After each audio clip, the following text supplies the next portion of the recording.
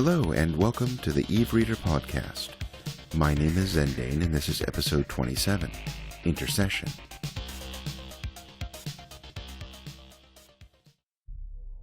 Location, Imperial Academy School, Dipari 2, Domain, January, YC 108. Midas Sarwed laughed aloud at the student across the table. Nabby, stick to piloting. Engineering is clearly not your thing. He lifted the circuit board from the table and shook it lightly, jolting loose several chips and solder links. What a damn mess! Nababa Azan frowned and snatched the admittedly poorly done board back. Screw you, Midas. It wasn't that he couldn't do it. It was that building this sort of thing was dull. He doubted he'd ever be building, just using and occasionally repairing such things. Not that he would admit that to his brother's jerk friend. Nababa stood and strode across the room to sit at a different table. The other young man next to Midas spoke up. You have to quit picking on him, man. Taza Azan found the banter between the pair exhausting. It had been going on since grade school. Hell, you think he was your younger brother, not mine. Besides, he's smarter than either of us, and you know it. Midas shrugged. Someone has to pop his bubble. Might as well be me. Don't want him starting to think he's better than everyone else just because he skipped a year. Location, Imperial Academy School, Dipari 2, June, YC 110. Who knows? We may hook up again sometime. I hear most capsuleers don't stay in their initial assignment more than a few months. Midas seemed a bit dejected as he said it. He raised his glass toward Taza. Good luck out there. Taza raised his glass as well, knocking the mugs together in a toast. Nababa bumped his against Taz's as well, but Midas quickly downed his drink and stood up from the bar table, rather than do the same. Keep Nabby here out of trouble. He turned his back and headed for the door. Nababa shook his head. Good riddance. I know he grew up with us, Taza, but I have no idea what you still see in him is anything other than a waste of the space he is. Plus, continuing to make fun of my name when we're all adults? Really?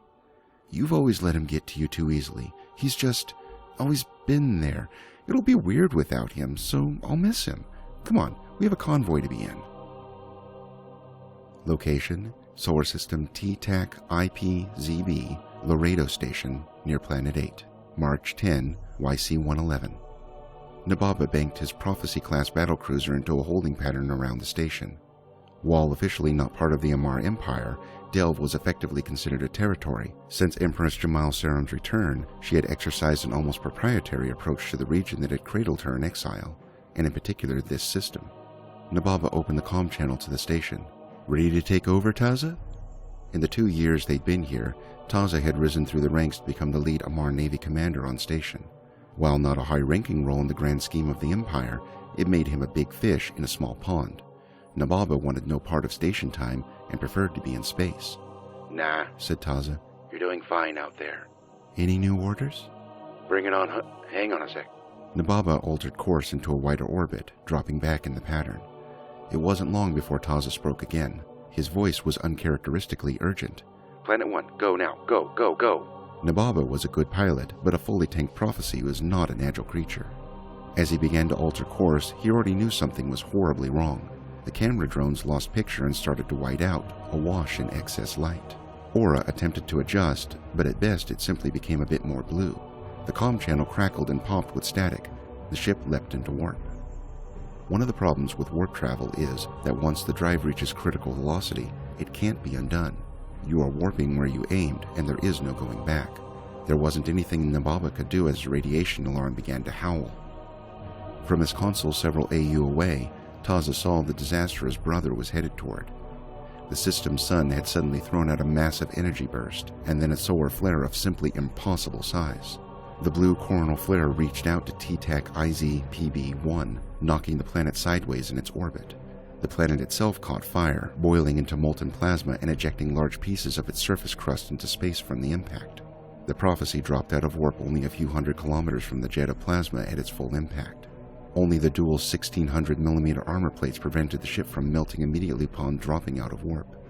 Nababa's top-of-his-class reflexes banked just in time to keep the thickest part of the shielding between him and the flare as he realigned for a high-speed pod ejection. He felt the unbearable heat even through his ship, pod, and fluid. His crew died instantly as the hull breached. Nababa's pod ejected and warped off, scorched and battered. After an hour or so, Taza was finally able to control the bile crawling up the back of his throat as he looked at his brother's ruined features through the surgical room window. Nababa had not regained consciousness. The lead surgeon came out of the operating room. "You're the brother?" "Yes, I'm Taza." "He'll pull through, but he'll never be the same, I'm afraid." "Why didn't he activate to a new clone?" "The massive radiation burst from the flare destroyed his neural scanner before the injuries. When the pod fluid boiled, giving him all those third-degree burns, it also fused the implants to the bones of his skull. They won't ever be coming out." The doctor paused. "The strange thing is that his comm implant, it's generating massive brainwave activity despite the fact it's no longer connected. And in fact, it shouldn't even function as far as I can tell. It has probably burned and scarred his brain tissue as well. He may never be able to wake up, much less speak, walk. Honestly, I'm a bit surprised he's breathing on his own." Who are you?" "A friend." "Why does it hurt so much?" "There is a place where weakness of flesh is irrelevant. I will help you find it. But first you must help me. There will be time to sleep later. For now, awake." Location, Civic Court Tribunal Station, Penerdman 9, April, YC 112. The wheels of bureaucracy were slow, but at last, Taza was in fact his brother's keeper by law. Nababa had slowly recovered. They had needed to strip one of Nababa's clones of skin to replace his own, but that left him looking like some sort of stitched-together monster. His ears didn't quite line up. His eyes had, thankfully, been able to be regrafted from a clone. As far as the doctors could tell, he wasn't in pain, at least not often, but they feared he might not in fact feel anything anymore, so many of his nerves had been destroyed. This was borne out by the fact that he was often found inexplicably bloody from a cut, or bruised in some unknown bump. His head lolled off to one side more often than not. His brain had recovered in strange ways. He would never inhabit a capsule again. He could not stand. He could only speak in short bursts, as often as not incoherent. But he was alive with activity on scans. He could clearly see, and tried sometimes to respond. Amazingly, his hands, once renowned for their clumsiness, were now able to master the finest of movements, and he had found a sudden and inexplicable interest in circuitry. "I can't get this to work. The puzzle is too complicated." "You are not trying hard enough." "Damn you, I've got the algorithms down. Almost 2,500 pieces, and all the links between them. I can keep them all linked and in perpetual motion now, but it's all I can do to prevent it from flying apart. I can't control it. I need help." "You need to look deeper at the pieces." "I need this computer to work for that, and the materials aren't good enough. This stuff won't work. It's the best I can do with this stupid body." "Ah, that's better. You begin to see the transitive nature of flesh." "Shut up. What are my other options?" "Methanofullerene." "Wormholes. Of course." Taza turned to his brother's wheelchair and pushed him down the long hallway toward the hangar. He watched as Nababa ran his fingers delicately over the circuit board in his lap, tracing the connections. He paused to wait while the hangar entry door opened. "Well, brother, where now?" "Worms go in. Worms go out." "Works for me." Location, Class 5 Wormhole Space, Catalog J121146. June, YC 113. It had been a stressful year for Taza. Wormhole life was hard. You spent most of your time in the pod, and you lived in constant fear of a cloaked enemy dropping in on you while you worked or transited. Finding your way out of the maze was often difficult, but the pay was good, as well as the companionship. They had succeeded well enough to move up to a Class 5 system after a few months in a Class 2. The year had been hard on his relationship with Nababa as well. There was little room in the POS tower for him, and his POS mates resented having to devote a significant portion of the minimal floor space to Naboba's electronics obsession. Nababa also had trouble caring for himself, and Taza constantly had to drop out of ops to make sure things were okay with his brother. In Wormhole Space, tolerances were short for those who didn't pull their own weight. Finally, tonight was the night. He looked down at his brother, reached out a cloth to wipe the spittle from his chin. The action was gentle and almost subconscious.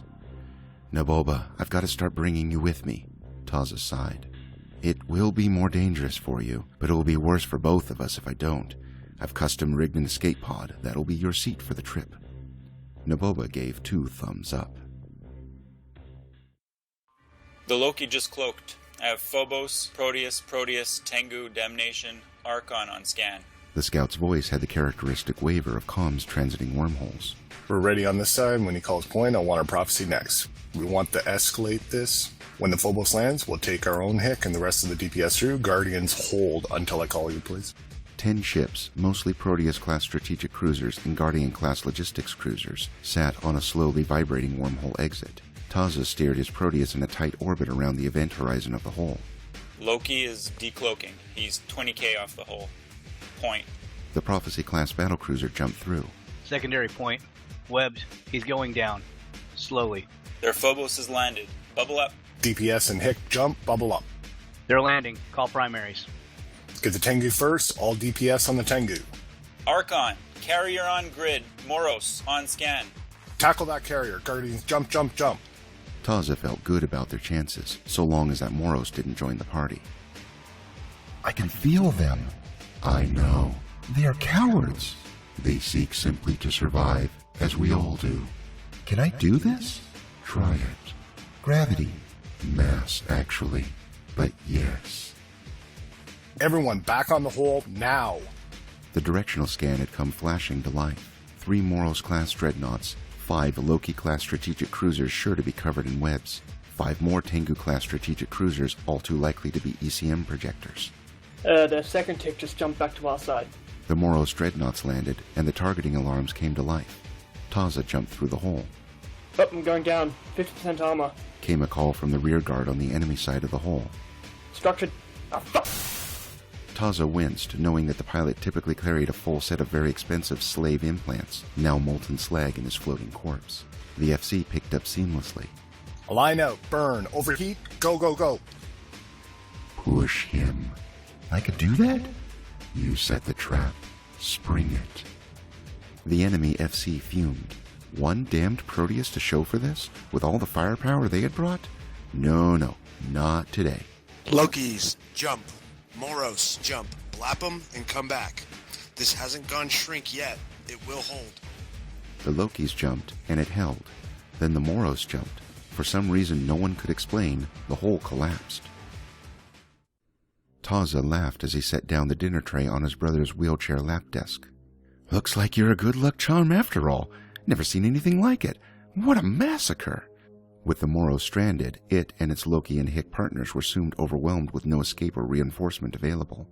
It was the Corp's first capital kill since moving into their Class 5 home. Naboba smiled. Was not pleased. At them, you mean? Yeah, sort of serves them right for trying to dunk us so hard. Wormhole space moves in mysterious ways. The Corp named its new home Victory. Naboba gave 2 thumbs up. Location, Class 5 wormhole space, Catalog J121146, Victory. As it turned out, good luck was putting it mildly. So long as they fought hard and Taza continued to keep his brother happy, things seemed to keep going their way. For 2 years, their corporation had thrived and grown. There was no clear reason behind it, but whenever things could have gone one way or another, they always seemed to break Taza's way. Wormholes that should have collapsed didn't. Convenient connections came at the best possible times. Fights that they should have lost due to being outnumbered were won by enemy stupidity, accident, overconfidence, or cowardice. Taza had bought a Venture-class mining frigate and hired a captain and crew to be Naboba's full-time caretaker and adventure guides. The little yellow ship was outfitted with a small mobile electronics lab and all the methanofullerene their station reactor could supply. The FC chuckled over comms as Taza docked from another successful fight. Bob is pleased, guys. The rest laughed. It made Taza a bit uncomfortable, probably a throwback to his Amar upbringing.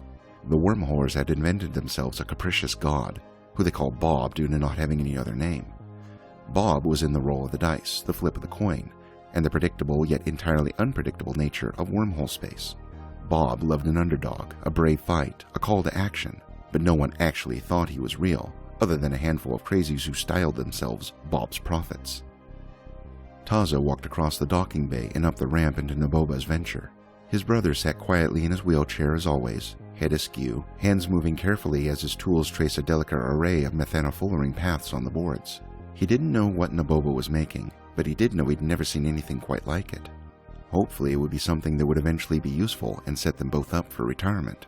He set a hand on Naboba's shoulder. "I've got some great news, bro. Guess who joined the Corp?" From down the ramp, a familiar voice called, "Hey, you up there? Nabby, nice ship. I bet you get lots of kills in this thing." Midas Sarward poked his head into the tiny lab room. Even his glib tongue was tied briefly as he looked on the ruined body that sat in the wheelchair. Midas finally let out a low whistle.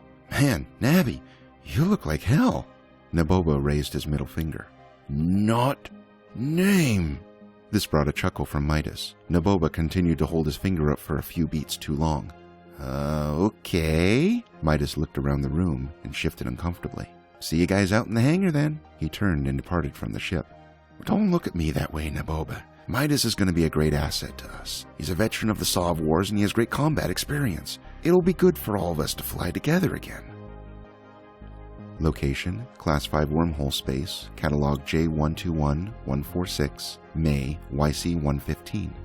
As the months wore on, Midas and Tara spent more time together. Despite being a Sov War veteran, Midas wasn't much for combat at all, it had turned out. He was interested in the money they could get from selling nanoribbons. Every day he agitated for more fleets attacking the sleepers. Other capsuleers that visited their system were hidden from, safely behind the shields of one of their starbases. When ships were found on the directional scanner, Midas hurried everyone to safety. Losses dropped and profits rose. Naboba didn't go on Taza's ship much anymore. There were no combat missions of note to be had. It was safer to leave him at home, floating in his venture. "You are taking a great risk. This can't continue. It is too soon for you to release your mortal shell. The prototypes are great progress, but not sufficient. I won't die. These can be manipulated by their hearts, their minds, or the situation. The puzzle can be shifted one way or another. You act the part of a poor friend. They have become that which they once despised. They have sold their souls for Isk and not remained true to their ideals. And you are to punish them. It is time for them to learn the puzzle like all the rest." Location, Class 5 Wormhole Space, Catalog J100820, Local name R3. The image filled the screen of the war room and was carefully studied by the two men. The brown-haired man with the chin beard frowned as he stared at the screen. The sheer volume of Isk and ships reported by the spy and shown on the video captures was hard to believe. He turned to the bearded man beside him. "I think this smells like a trap, Bish. These people had an unbelievable kill record up until about 3 months ago. Then it just suddenly stopped. They barely had a fight since. And while we're getting fed this info, we don't even know the guy. No one has met him or talked to him." The black-haired, full-bearded man in the tan jacket shrugged. "Can't hurt to check it out, Horatio. Besides, who leaves that many caps floating? We could always use a few new caps. I'll get some scanners in there and try to verify it." Location, Class 5 Wormhole Space, Catalog J121146, Local name Victory, September YC-115. They never saw it coming.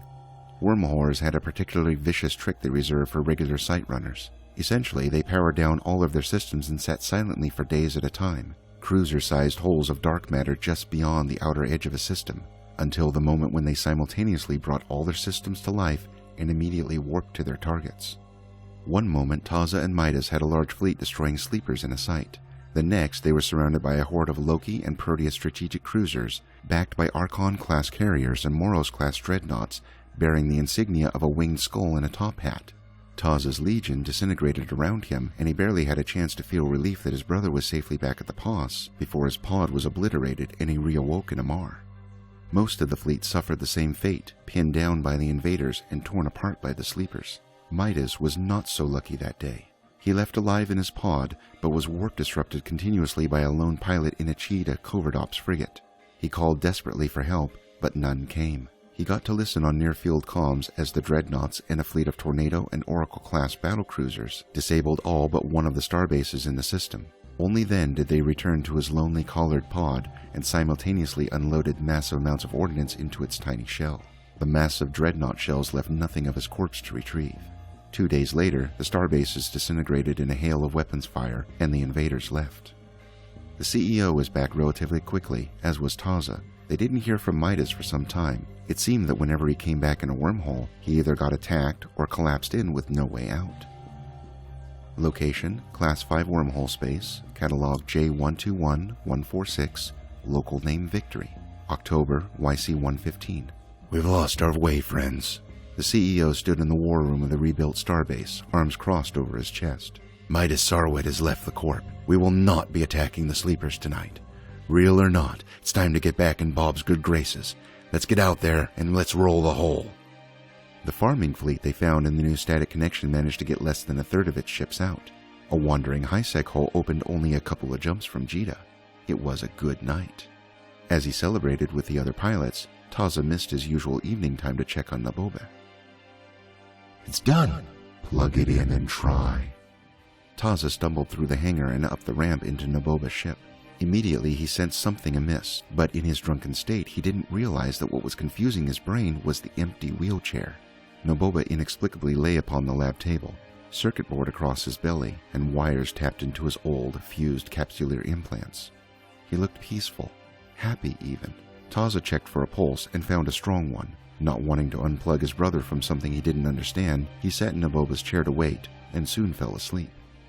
Taza dreamed of their childhood in their parents' home, sitting with his brother in their shared bedroom. Boba, he hadn't called him that in ages, why was he thinking that now, was playing with a tiny toy spaceship. Strangely, it was a Venture, a ship class that didn't exist when they were children. What's wrong, Taza? I'm not sure, Boba. Am I dreaming this? You might be. I am. It's time, Taza. Time for what? For me to go. I want to thank you for all you've done for me these years. Now it's my turn to watch out for you. The little boy walked over to him and wrapped his arms around his older brother. I love you, brother. Fly well. Taza woke with a start. The engines of the Venture were humming softly. The crew were not on board. Naboba was strapped into the conventional pilot's chair, his body hunched over the controls. Cables led from the controls to the board and then into his implants. Boba? What? Let's get you back into the chair and safe. Naboba straightened as much as he could and mustered a single firm word. Go! Location, Class 3 wormhole space, Catalog J170376, November YC115. Boba guided the Venture lower, ignoring the awakened upholder sleeper cruisers as they fell in beside, above, and below. They did not open fire as he descended towards the pulsating blue lights of the disk. Alighting in the center, the docking clamps connected with a metallic clang. The ship's airlock opened, and the stale air of the Oru's construct filled the cabin, smelling of dust and ozone. Boba dragged himself to the portal, and was perhaps surprised to find a floating platform awaiting him. Draped across it, he was carried through the massive dome of the sleeper enclave, blue light pulsing all around him. A coffin-like vertical bed with a clear acrylic cover stood open along the wall, waiting. Strangely, it looked new, as if it had been built yesterday, unlike the many dust-covered cells filled with dim humanoid shapes nearby. He connected his custom board to the leads within, and as the cover closed, he fell asleep. The sun felt warm on Boba's face, and the grass on the hilltop soft and a bit scratchy under his bare hand as he leaned down to touch it. A light breeze blew, and the smell of flowering trees nearby filled the air. The man beside him spoke in a reassuringly familiar voice. Do you like it? It's amazing, better than anything I could possibly hope for. Good. This is why we fight, and why we must defend ourselves. Now that you know how to harness the system, and you are here where you can focus your power, it is time for you to learn what must be done, and why. A new offensive is approaching. Come, Bob, your destiny waits for you. The pair headed down the hill toward the shining city in the distance. This concludes today's reading of Episode 27, Intercession. Thank you for listening.